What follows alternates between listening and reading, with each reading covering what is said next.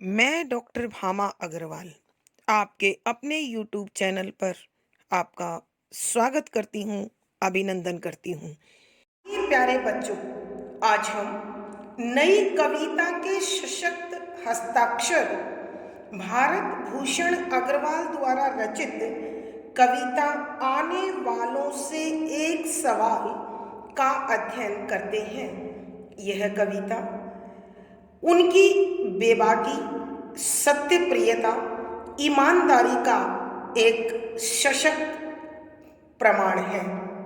उन्होंने अपने आसपास और परिवेश में जो कुछ देखा, जैसा महसूस किया, उसे अत्यंत स्पष्टता के साथ, सरलता के साथ, सच्चाई के साथ इस कविता में प्रस्तुत किया है। यहाँ कवि अपनी 100 वर्ष बाद आने वाली पीढ़ी से प्रश्न करते हैं कि मेरी कविताएं और मेरा जीवन इस भावी पीढ़ी के फूलों के लिए खाद का कार्य करेगा, क्योंकि मैं अपने उदार, सकारात्मक, आशावादी और संवेदनशील भावों से भरी हुई रचनाओं को कलमबद्ध कर लिखकर इस भावी पीढ़ी के लिए संजो रहा हूँ। और मैं चाहता हूँ कि इन पर इन कविताओं का कैसा असर होगा या ये क्या सोचेंगे, उसके विषय में जानने को मेरा मन बेचैन है। यहाँ इस कविता में भारत भूषण जी विशेष तौर से हिंसा के प्रतीक हिटलर, अहिंसा और सत्य के प्रतीक महात्मा गांधी, सामरिक शक्ति यानी युद्ध संबंधी उपकरणों को एकत्रित करती दो शक्ति अमेरिका और विगत सोवियत संघ, जो शांति का बहाना बना रहे थे लेकिन युद्ध की सामग्री जुटा रहे थे। भारत पाक विभाजन तथा आधुनिक खोजकर्ताओं द्वारा, आविष्कारकों द्वारा जो हिंसक परमाणु बम, अणु बम, मिसाइल आदि का निर्माण किया जा रहा है, इन 5 उदाहरणों के माध्यम से कवि पूछना चाहते हैं कि ये जो भिन्न भिन्न परिस्थिति, भिन्न भिन्न प्रवृत्तियों और भिन्न भिन्न हालातों को जन्म देने वाले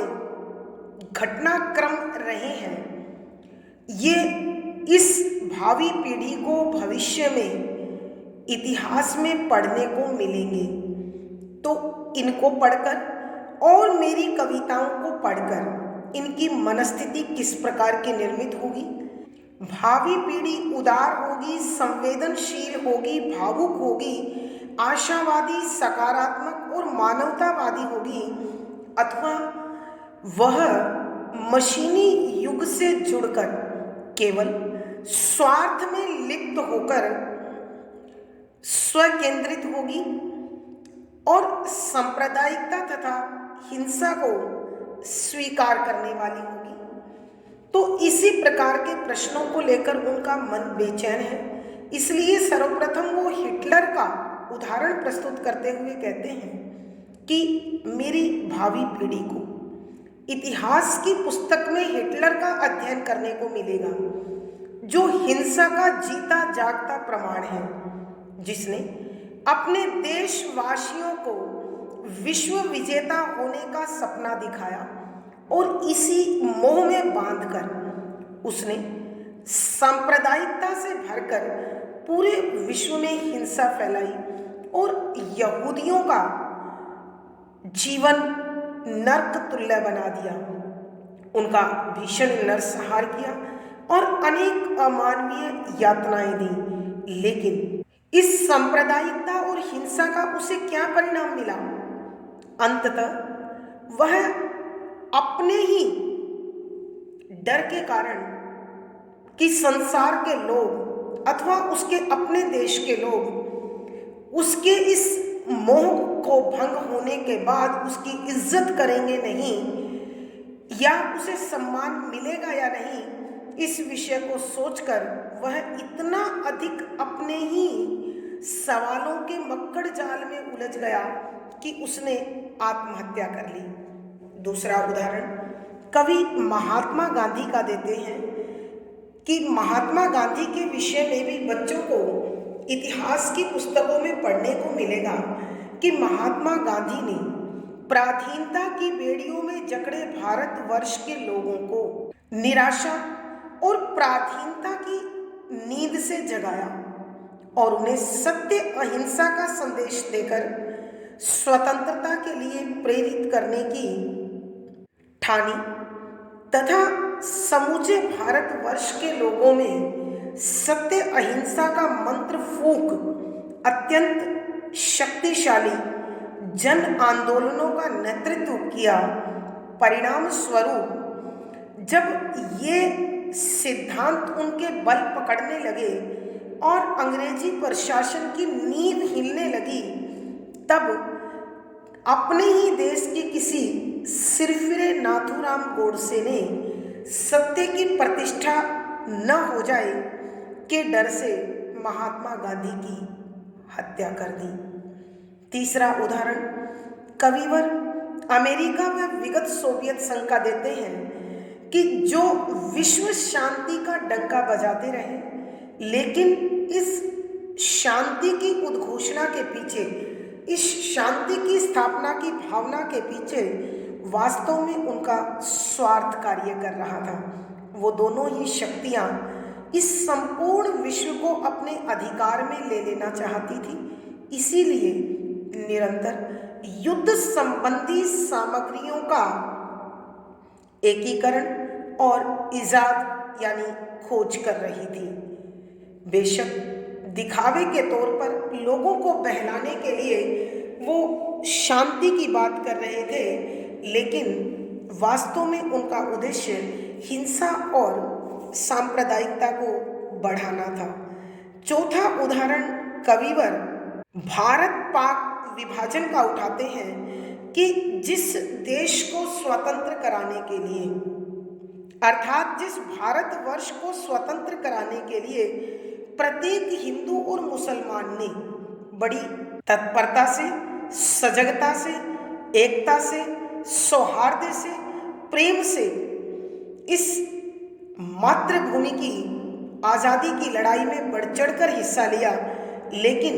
ये बहुत बड़ा दुर्भाग्य है कि अंग्रेजों ने 1947 में देश की आज़ादी के साथ ही भारत और पाक नाम से एक ऐसे राज्य की स्थापना कर दी जिसने भाई भाई के बीच हिंसा को भड़का दिया और हिंदू और मुसलमान की सांप्रदायिकता का जो बीज बोया, वह इतिहास के पन्नों में एक कलंकित चिन्ह बनकर दर्ज हो गया। पांचवा उदाहरण कविवर उन वैज्ञानिकों का ले रहे हैं जो शक्तिशाली राज्य की स्थापना के लिए, शक्तिशाली राष्ट्र के निर्माण के लिए निरंतर अणुबम, परमाणु बम, मिसाइल आदि बनाकर देश को इतना अधिक शक्ति संपन्न बनाना चाहते हैं कि कोई भी उनके विरोध में सिर ना उठा सके, परिणाम स्वरूप अथाह शांति कायम हो सके। लेकिन कविवर बताना चाहते हैं कि कभी भी शक्ति के बल पर स्थापित शांति सच्ची शांति नहीं हो सकती, क्योंकि वह शांति वास्तव में अपने अंदर अशांति को छिपाए हुए होती है। जहाँ अशांति है वहाँ विद्रोह और क्रांति के बीज निरंतर पनपने का अवसर ढूंढते रहते हैं। अतः कवि अपनी इस 100 वर्ष बाद की आने वाली पीढ़ी से प्रश्न करता है कि जब इस प्रकार की ऐतिहासिक घटनाओं को पढ़ने के बाद तुम्हें किसी प्राचीन काव्य संग्रह में मेरी रचनाएं पढ़ने को मिलेगी, तो तुम भावनात्मक स्तर पर मजबूत बनोगे अथवा इन हिंसात्मक और सांप्रदायिक शक्तियों के प्रति अपना आकर्षण दर्शाओगे। अर्थात कवि के कहने का भाव यह है, एक सच्चा मानव वही होता है जिसका हृदय पक्ष मजबूत होता है, जो आशावादी होता है और मानवता की सेवा में सकारात्मक कदमों के साथ आगे बढ़ता है। आइए बच्चों, ऐसे ही भावों से भरी कविता का अध्ययन अब हम आरंभ करते हैं। पद संख्या 4। तुम्हें स्कूलों में पढ़ाया जाएगा कि 100 वर्ष पहले इंसानी ताकतों के दो बड़े राज्य थे। दोनों शांति चाहते थे और इसलिए दोनों दिन रात युद्ध की तैयारी में लगे रहते थे।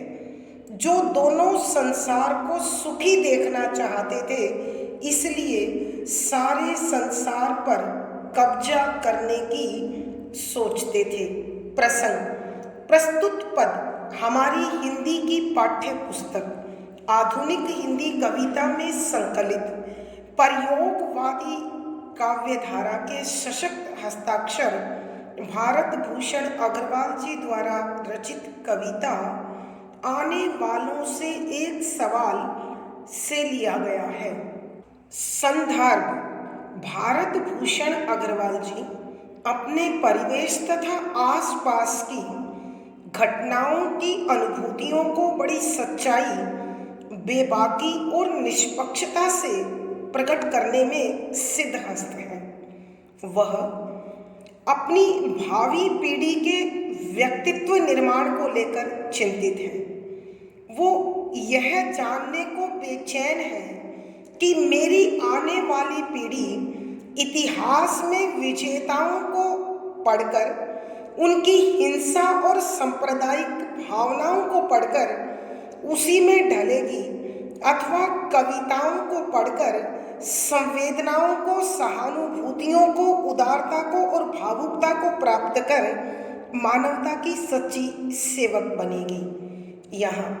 बच्चों को जो इतिहास में पढ़ने को अमेरिका और सोवियत संघ के विषय में मिलेगा कि ये दोनों महाशक्तियाँ पूरे विश्व को शांति की आड़ में अपने अपने हथियार में, अपने अपने अधिकार में लेने के लिए जो संघर्षरत है, लगी हुई है, का उल्लेख करते हुए कवि पूछना चाहते हैं कि हे मेरी भावी पीढ़ी, क्या तुम भी इसी प्रकार हिंसा और सांप्रदायिकता को उचित मानकर अपने आप को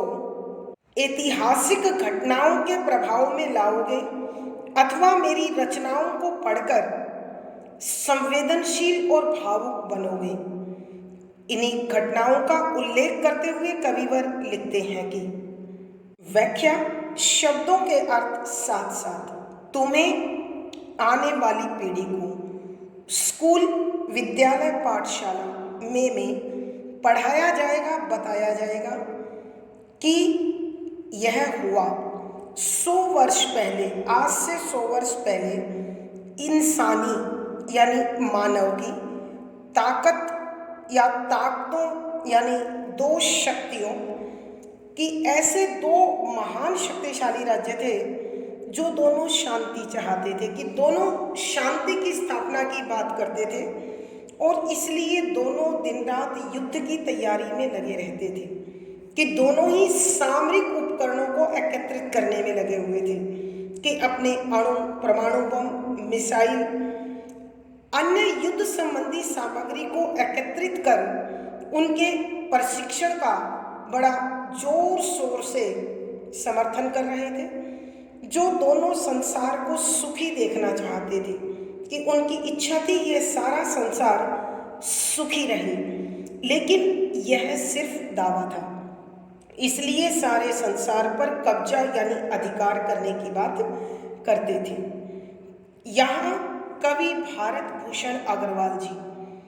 आज से 100 वर्ष बाद आने वाली पीढ़ी को संबोधित करते हुए कहते हैं कि हे मेरे प्यारे पाठकों, हे मेरी भावी पीढ़ी, जब तुम विद्यालय और महाविद्यालय में पढ़ने के लिए जाओगे तो तुम्हें वहाँ पढ़ाया जाएगा कि आज से पहले दो अत्यंत शक्तिशाली राज्य थे, अमेरिका और सोवियत संघ, जो मानवीय शक्ति के संचित में मानवीय शक्ति को संगठित करने में विश्वास करते थे और दोनों ही इस संपूर्ण संसार को शांतिमय, सुखमय देखने की बात करते थे। लेकिन वो शांति, वो सुख कैसा हो सकता है जहाँ सांप्रदायिक भाव जिंदा हो, जहाँ शांति की स्थापना के लिए युद्ध उपकरणों को एकत्रित किया जाए। तो कवि बताते हैं, और इसलिए दोनों दिन रात युद्ध की तैयारी में लगे रहते थे कि एक तरफ अमेरिका और दूसरी तरफ सोवियत संघ दिन रात युद्ध संबंधी सामग्रियों को एकत्रित कर उनके प्रशिक्षण में, प्रयोग में लगे हुए संसार के सुख और शांति की बात करते थे, अमन की बात करते थे। और यह केवल एक दावा मात्र था। जिस सुख, समृद्धि और शांति की स्थापना की बात करते थे, वास्तव में यह एक खोखला दावा था। उनका वास्तविक उद्देश्य सारे संसार को अपने अधिकार में लेकर उसका मनमाना प्रयोग करना था। अर्थात कवि के कहने का भाव यह है, न तो संसार का सच्चा शुभ चिंतक अमेरिका ही था और न ही रूस,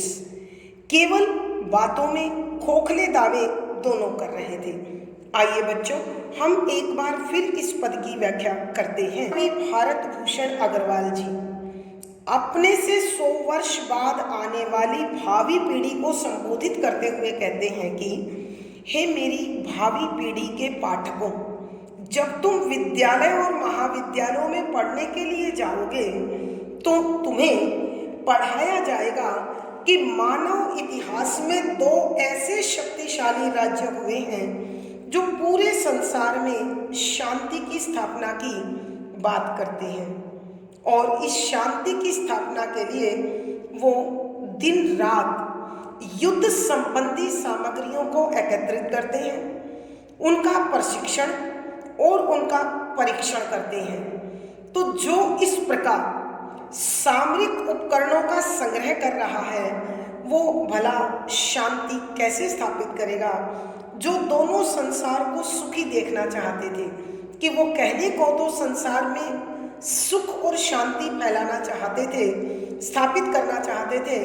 लेकिन वास्तव में उनका उद्देश्य था समूचे विश्व पर अपना अधिकार कायम कर लेना। अर्थात कवि के कहने का भाव यह है कि अमेरिका अथवा रूस दोनों ही वास्तव में न शांति और सुख के संस्थापक थे, बल्कि दोनों अपने अपने स्वार्थों की पूर्ति में लगे हुए पूरे विश्व को युद्ध की कगार पर लिए हुए थे, और उनका एकमात्र लक्ष्य पूरी पृथ्वी को अपने अधिकार में लेकर उसका मनमाना प्रयोग करना था। भावार्थ कवि के कहने का भाव यह है कि सच्ची शांति की स्थापना हथियारों से नहीं, सामरिक उपकरणों से नहीं, युद्ध संबंधी सामग्री से नहीं, बल्कि प्यार से, त्याग से, सेवा से और सहिष्णुता से हो सकती है। अतः शांति चाहने वाले को युद्ध संबंधी सामग्री की आवश्यकता नहीं पड़ती। विशेष यहाँ कवि ने अमेरिका और सोवियत रूस की तरफ संकेत करते हुए बताया है कि जो शक्ति के पुजारी हैं वो शांति के पुजारी भला कैसे हो सकते हैं। यहाँ उन दोनों पर बड़ा तीखा व्यंग किया गया है जो शांति के नाम पर स्वार्थ पूर्ण करना चाहते हैं। शुद्ध साहित्यिक खड़ी बोली का प्रयोग है, शांत रस प्रसाद गुण है, व्यंजना शब्द शक्ति है, मुक्तक छंद के शैली और संगीतात्मकता बनी हुई है। यहाँ उर्दू के शब्दों के प्रयोग ने एक विशेष चमत्कार उत्पन्न किया है। यहाँ अनुप्रास, स्मरण, पदमैत्री आदि अलंकारों का सुंदर सटीक प्रयोग हुआ है। पद संख्या 5। और यह भी पढ़ाया जाएगा कि एक और राज्य था जो संसार भर में शांति का मंत्र फूंकता रहा, पर जिसे अपने ही घर में भाई भाई के बीच दीवार खड़ी करनी पड़ी, जो हर पराधीन देश की मुक्ति में लगा रहता था, पर जिसके अपने ही अंग पराये बंधन में जकड़े रहे। प्रसंग पूर्ववत संध्या। यहाँ कवि भारत भूषण अग्रवाल जी, जो अपने आसपास व परिवेश की सच्चाई को बड़ी बेबाकी से, निष्पक्षता से और निडरता से प्रस्तुत करने में सिद्धहस्त हैं और विख्यात हैं, वो अपनी आने वाली पीढ़ी से उनके व्यक्तित्व के विषय में पूछना चाहते हैं, और वो चाहते हैं कि इतिहास में उन्हें अनेक ऐसी घटनाओं के विषय में पढ़ने को मिलेगा जो हिंसा और संप्रदाय का ज्वलंत उदाहरण होगी। तो तुम उन घटनाओं को पढ़कर उनके जैसा अपने व्यक्तित्व को ढालोगे, कट्टरपंथी बनोगे, अथवा कविताओं को पढ़कर उदार मानसिकता वाले मानवतावादी दृष्टिकोण प्राप्त कर मानवता के सच्चे सेवक बनोगे। इसी प्रश्न के साथ कविवर लिखते हैं कि व्याख्या शब्दों के अर्थ साथ साथ और तथा यह भी पढ़ाया जाएगा और साथ में यह भी सिखाया जाएगा कि एक और राज्य था, कि अमेरिका और रूस के अलावा भी विश्व में एक राज्य ऐसा भी था जो संसार भर में शांति का मंत्र फूंकता रहा, कि जिसने संपूर्ण विश्व में शांति कायम करने के लिए यथासंभव प्रयास किया, लोगों को शांति का पाठ पढ़ाया, त्याग सेवा सिखाई और सत्य अहिंसा के बल पर संघर्ष करना सिखाया,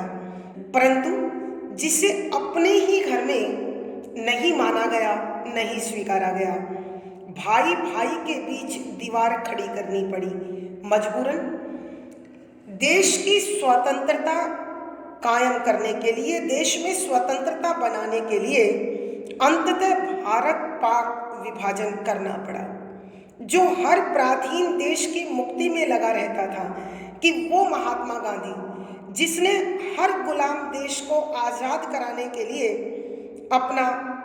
तन मन धन लगा दिया, अपना सर्वस्व समर्पित कर दिया,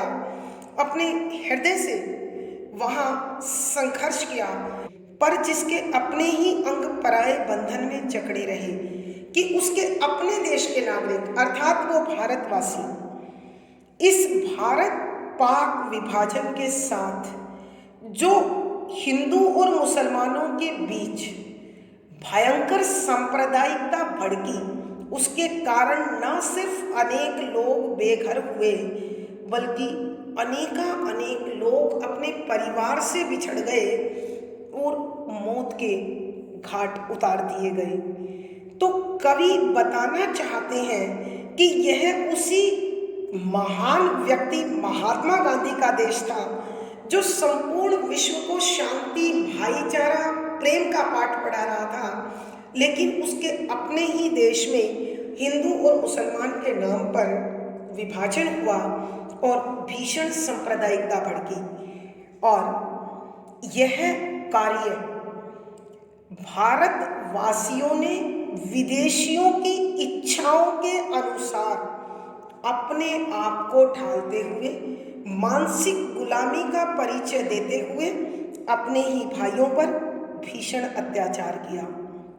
अर्थात कवि के कहने का भाव यह है कि महात्मा गांधी जैसे महान व्यक्तित्व ने बेशक पूरे विश्व को शांति, भाईचारा और प्रेम का पाठ पढ़ाया, सत्य और अहिंसा की शक्ति के विषय में समझाया, लेकिन उसके अपने देश भारत के नागरिक उसकी बातों में विश्वास दिखाते तो रहे, लेकिन विदेशियों की उंगलियों के इशारों पर नाचते रहे और अपने ही देश को हानि पहुंचाते रहे। आइए बच्चों, हम एक बार फिर इस पद की व्याख्या करते हैं। यहाँ कविवर भारत भूषण अग्रवाल जी अपने से 100 वर्ष बाद आने वाली भावी पीढ़ी से प्रश्न करते हुए कहते हैं कि हे मेरे प्यारे पाठकों, तुम्हें विद्यालय और महाविद्यालय में अमेरिका और रूस के साथ साथ भारतवर्ष के विषय में भी पढ़ने को मिलेगा, जो संसार भर में शांति का मंत्र फूंकता रहा कि वो भारत जो समूचे विश्व में शांति, त्याग, सेवा, प्रेम, भाईचारे का संदेश देता रहा, पर जिसे अपने ही घर में भाई भाई के बीच दीवार खड़ी करनी पड़ी कि वो इस स्वतंत्रता प्राप्ति के संघर्ष में इतना अधिक लाचार हो गया कि उसे भारत पाक विभाजन करना पड़ा, और जो हिंदू और मुसलमान भाई भाई की तरह रहते थे, उनके बीच वो सांप्रदायिक उन्माद भड़का, वो सांप्रदायिक हिंसा भड़की कि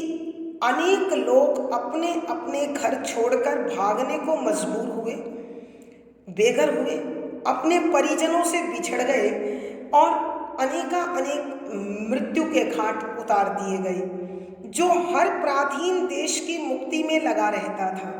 कि वह महात्मा गांधी, वह भारतवर्ष जो हर गुलाम देश को स्वतंत्र कराने के लिए सत्य अहिंसा की शक्ति से परिचय कराकर संघर्ष करने की प्रेरणा देता रहा, अंततः उसके अपने देश के वासी अर्थात भारतवासी विदेशियों के इशारों पर नाचते हुए अपने ही देशवासियों पर अनेक प्रकार के अत्याचार करते रहे, अनाचार करते रहे और उन्हें हानि पहुंचाते रहे, और इस प्रकार उस सत्य, अहिंसा और शांति के पुजारी के मन को दुख पहुंचाते रहे, पीड़ा पहुंचाते रहे, कष्ट पहुंचाते रहे। भावार्थ, कवि के कहने का भाव यह है कि जो महात्मा गांधी भारतवर्ष का नेतृत्व करते हुए संपूर्ण विश्व में सत्य और अहिंसा के बल पर भाईचारा, प्रेम कायम कर स्वतंत्रता दिला रहा था, वह अपने ही देश को इस सांप्रदायिक उन्माद से नहीं बचा सका, क्योंकि उस देश के नागरिक अपने निजी स्वार्थ को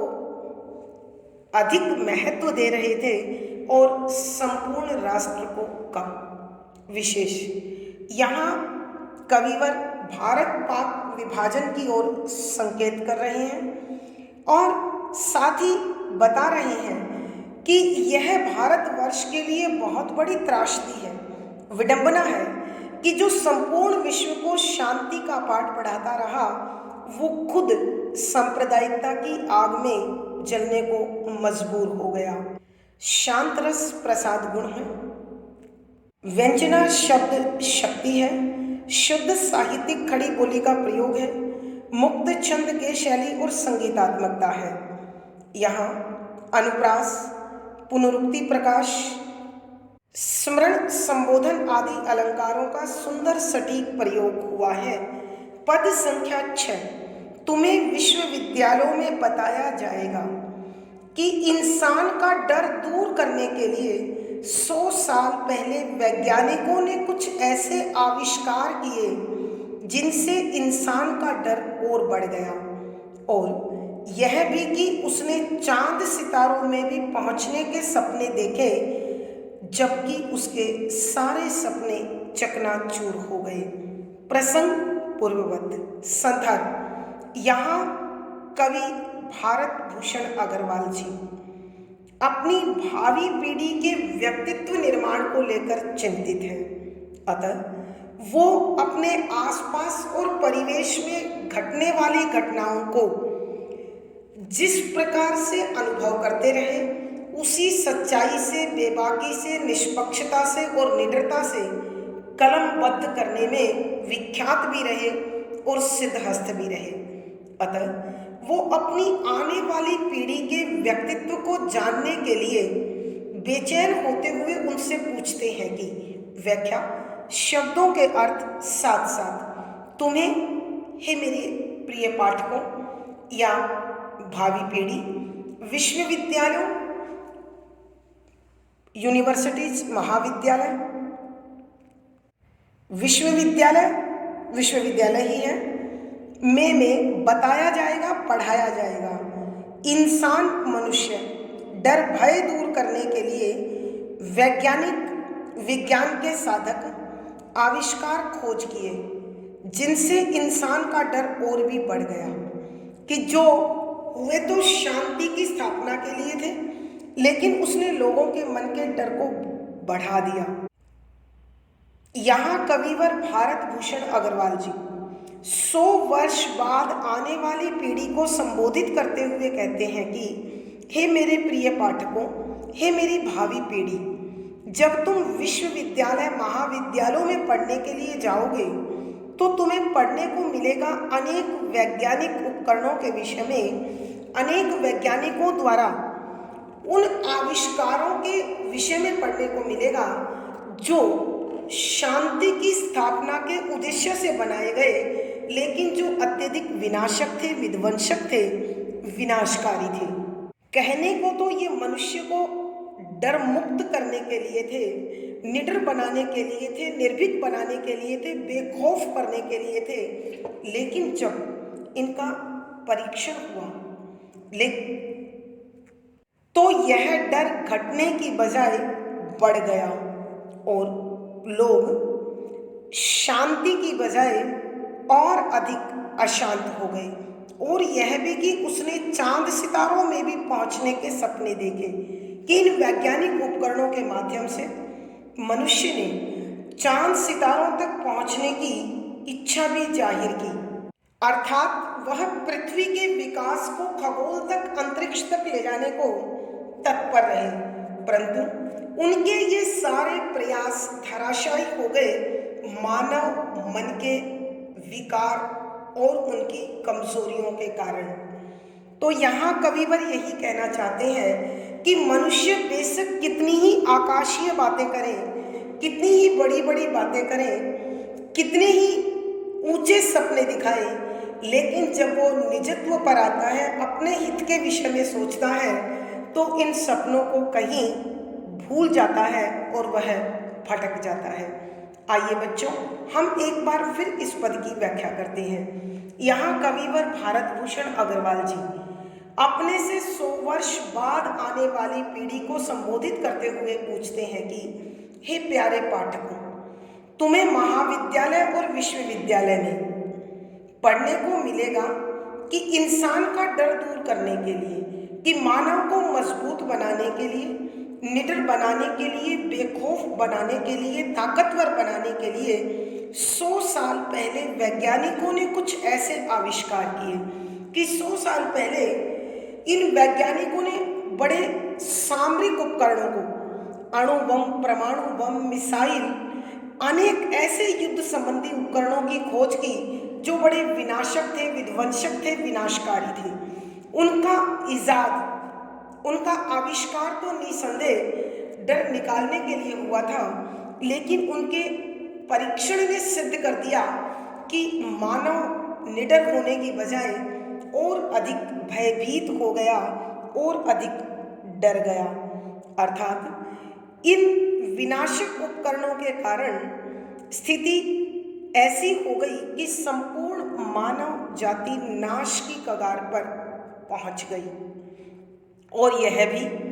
कि उसने चांद सितारों में भी पहुंचने के सपने देखे कि मानव ने चांद सितारों तक को अपनी पहुंच में लाने की कोशिश की, प्रयास किए, अर्थात वो जमीन पर रहते हुए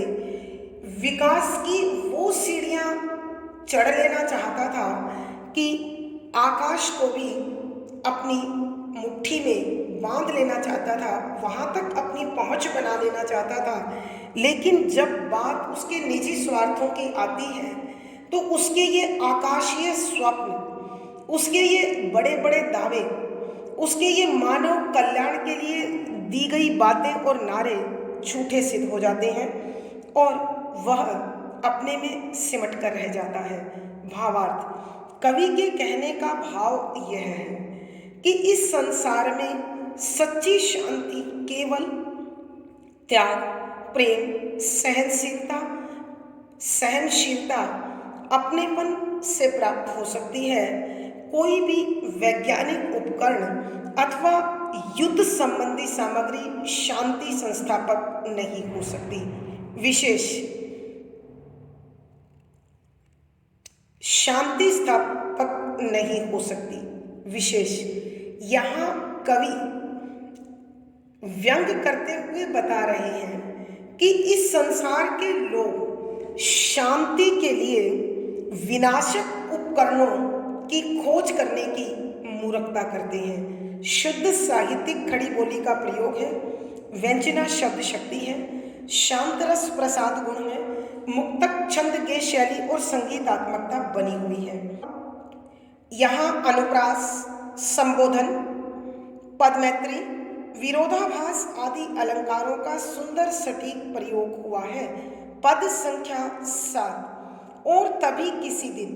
किसी प्राचीन काव्य संग्रह में तुम मेरी कविताएं पढ़ोगे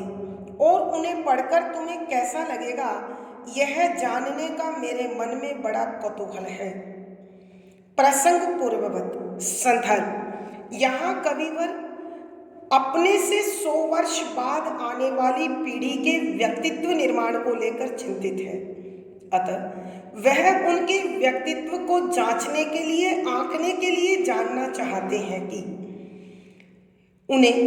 विद्यालय, महाविद्यालय और विश्वविद्यालय में इतिहास के माध्यम से ऐसी घटनाएं और ऐसे व्यक्तित्वों के विषय में पढ़ने को मिलेगा जो सांप्रदायिकता और हिंसा के कट्टर समर्थक रहे हैं। और फिर मेरी रचनाओं के विषय में मानवता, संवेदना, भावुकता, उदारता, ये भाव पढ़ने को मिलेंगे। तो उन भावी पीढ़ी के मन मस्तिष्क पर किसका असर गहरा होगा और किस प्रकार के भावों का वो अनुकरण करेगा। ऐसे ही प्रश्न पूछते हुए कविवर कहते हैं कि व्याख्या, शब्दों के अर्थ साथ साथ कि कहीं तुम्हें इतिहास के माध्यम से उन सांप्रदायिक हिंसात्मक घटनाओं के बारे में, व्यक्तित्व के बारे में पढ़ाया जाएगा, लेकिन तभी कहीं न कहीं और तभी किसी दिन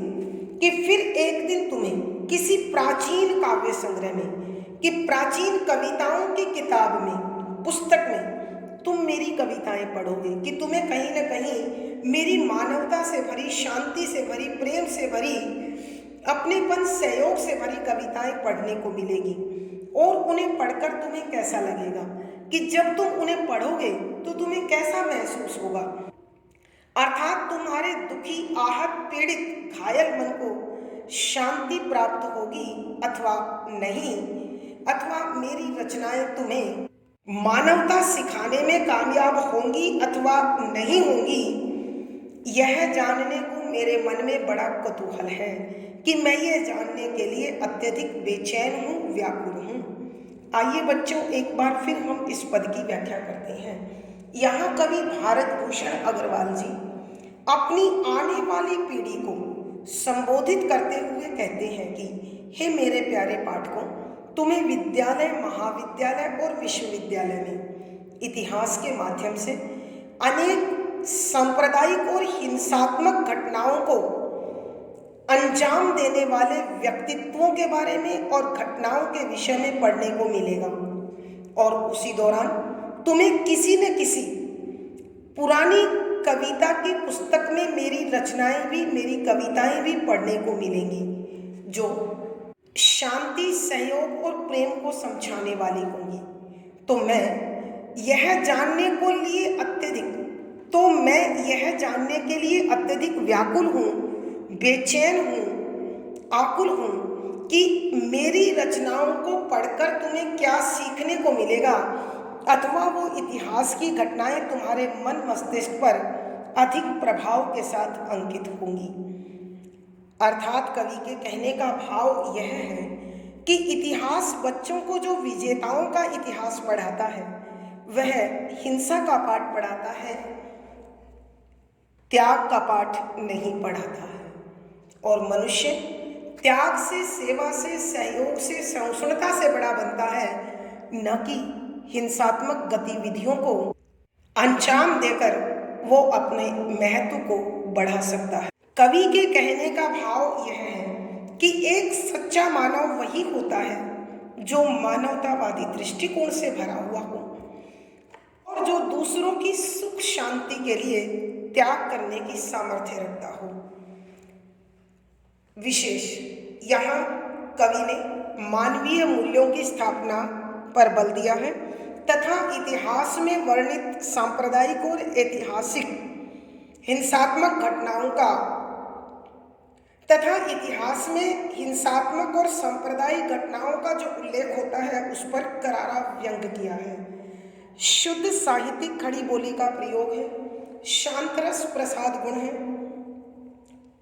व्यंजना शब्द शक्ति है, तुकांत छंद के शैली और संगीतात्मकता बनी हुई है। यहाँ संबोधन, पदमैत्री, प्रश्न आदि अलंकारों का सुंदर सटीक प्रयोग हुआ है। आज की कक्षा में प्यारे बच्चों इतना ही। अगली कक्षा में फिर मुलाकात होगी। पिछली वीडियो का लिंक डिस्क्रिप्शन बॉक्स में मिल जाएगा। आशा है पढ़ा गया विषय आपको समझ में आया होगा। कमेंट बॉक्स में अपने विचार लिखें, वीडियो को लाइक करें, शेयर करें और चैनल सब्सक्राइब करें। आपका दिन और जीवन मंगलमय हो, इसी शुभकामना के साथ आभार, धन्यवाद।